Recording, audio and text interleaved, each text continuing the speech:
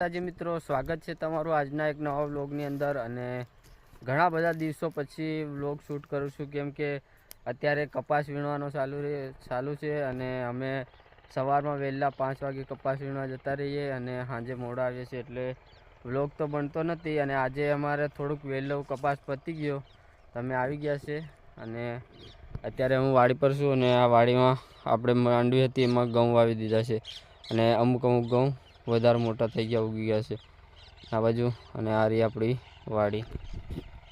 તો મિત્રો, વ્લોગ તો એમ ડેલી બનાવવાનો હતો, પણ સવારમાં વહેલું જવાનું અને પછી ટાઈમ નહીં હોય એટલા માટે વ્લોગ બનાવ્યો નહીં। અને આજે ટાઈમ છે એટલે વ્લોગ બનાવું છું।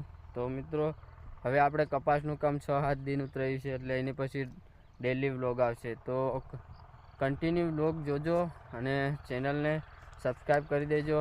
અને હવે આપણે થોડાક દિવસમાં ગિરનારનો પણ ટૂર કરવાના છે અને એ પણ વ્લોગ આવશે।